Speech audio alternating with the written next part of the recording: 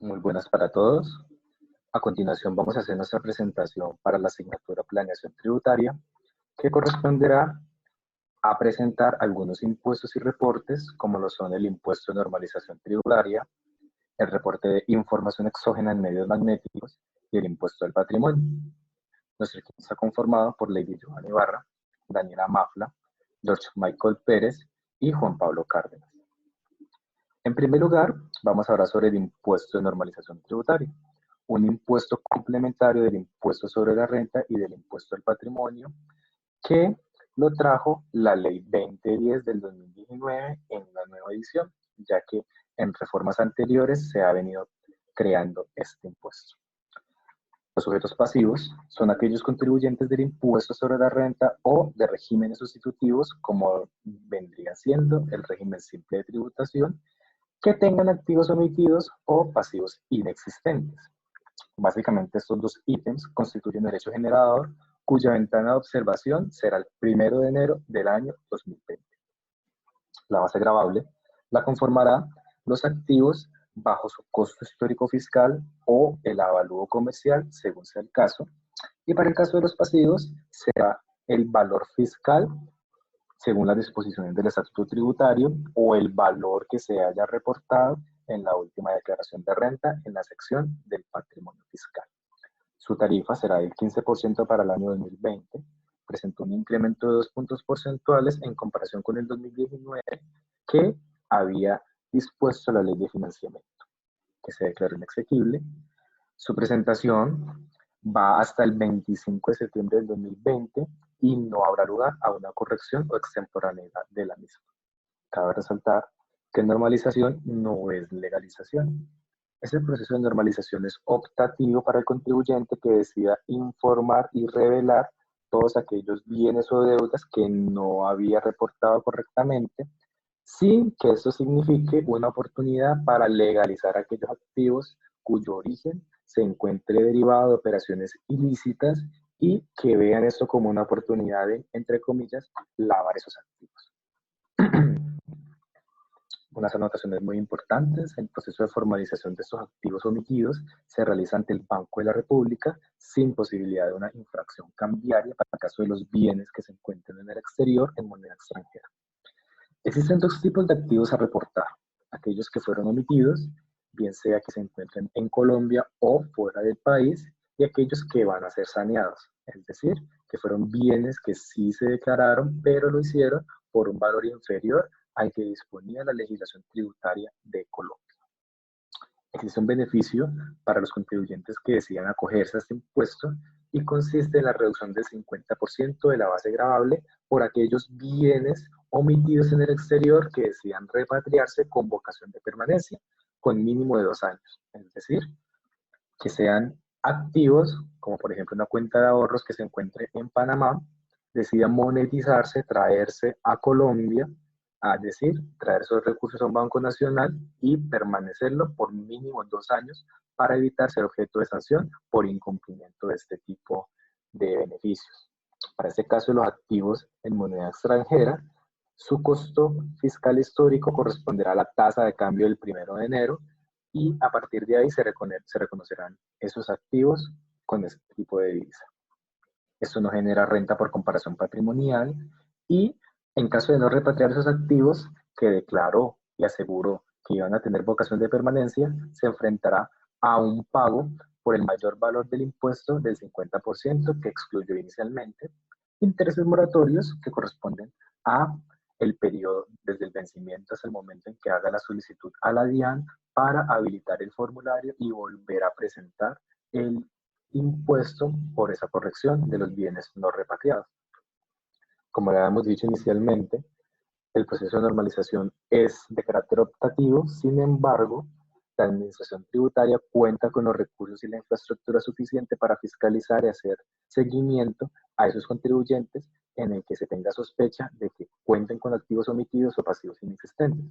Esto generará una serie de penalidades que van desde lo económico, como una sanción del 200% del impuesto que debió pagar en el formulario de normalización, una sanción penal por el 20% sobre el valor del activo omitido o pasivo inexistente, y la posibilidad de una pena privativa de la libertad que va del 48 a 108 meses según el caso, siempre y cuando esos valores sean superiores a 5.000 salarios mínimos.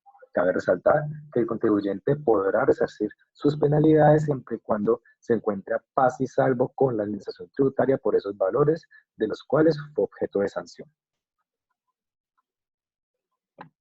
Bueno, por otra parte, tenemos lo que es el reporte de información exógena en medios magnéticos, que básicamente es una obligación formal, la cual es aplicable tanto para personas naturales como para personas jurídicas. Aquí lo que se busca es que el responsable del reporte genere una información sobre las operaciones realizadas pues, con los clientes, usuarios u otros que intervengan en el desarrollo del objeto social de la empresa ante la DIAN. Lo anterior tiene como propósito que la DIAN pueda ejercer su función de fiscalización con mayor control de los tributos para que se vea realmente el cumplimiento de las obligaciones tanto formales como sustanciales. En cada año, la DIAN expide una resolución aplicable. Por ejemplo, para este año está la resolución 00070 del 2019, la cual tiene toda la regulación aplicable a la información exógena en medios magnéticos para el año grabable 2020.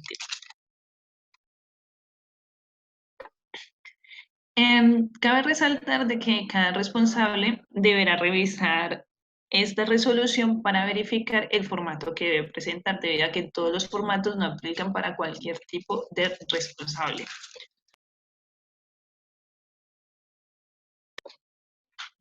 Ahora tenemos como responsables que son las personas jurídicas, las cuales para el año grabable 2019 en el año 2020 hayan tenido unos ingresos brutos superiores a 100 millones de pesos, mientras que para las personas naturales serán que para el año grabable 2019 o 2020 hayan tenido ingresos brutos superiores a 500 millones de pesos.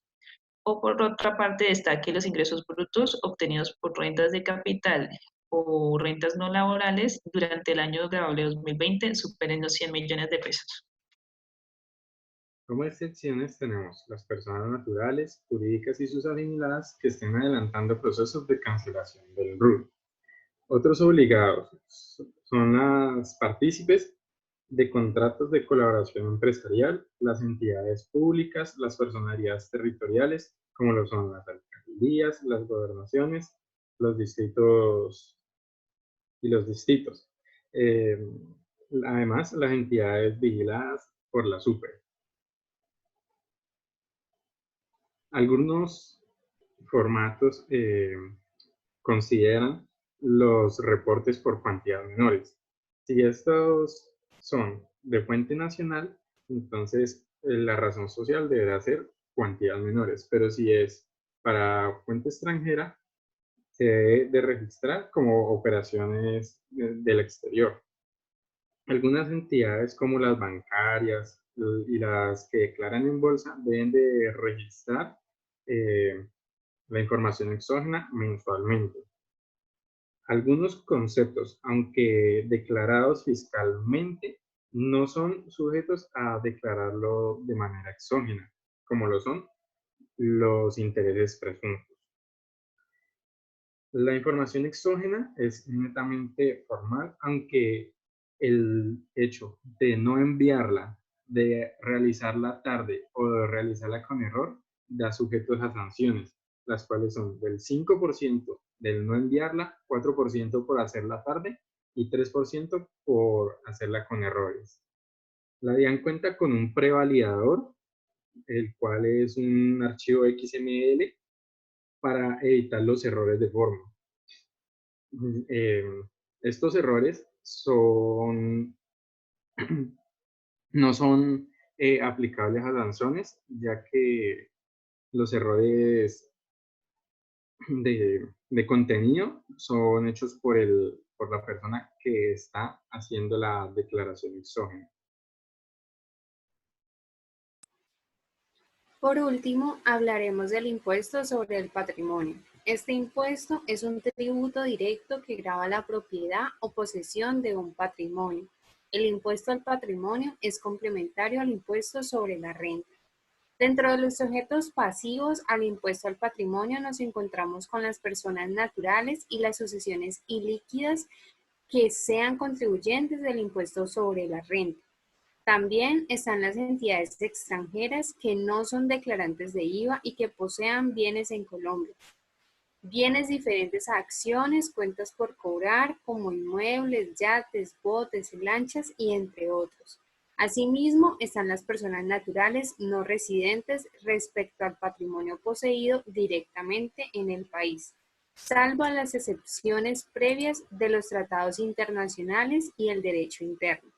Dentro de las sucesiones ilíquidas de causantes no residentes al momento de su muerte, respecto a su patrimonio poseído en el país.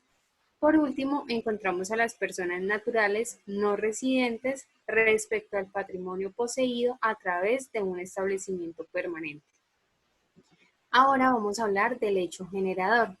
Este se da cuando algún sujeto pasivo, el cual mencioné anteriormente, posea al 1 de enero del 2020 un patrimonio líquido declarable al gobierno colombiano igual o superior a 5 millones de pesos. Estos tendrán la obligación de tomar sus patrimonios líquidos del 1 de enero de los años 2020 y 2021 y liquidar sobre estos el respectivo impuesto. Por otro lado, cabe resaltar que el patrimonio líquido es el resultado de depurar los activos restándole los pasivos adquiridos. Para la base gravable será en este caso el patrimonio bruto poseído el 1 de enero del 2020 y 2021, menos las deudas vigentes que se tengan a la fecha. Dentro de este concepto se incluye el 50% del valor patrimonial de los bienes declarados en el 2019 y 2020, bajo el impuesto de normalización y que hayan sido repatriados al país de forma permanente. Por otro lado, el aumento o distribución de la base gravable del año del 2021 estará limitada al 25% de la inflación del año anterior. Para calcular la tarifa, una vez calculada la base, se aplicará una tarifa única, la cual será el 1% por cada año.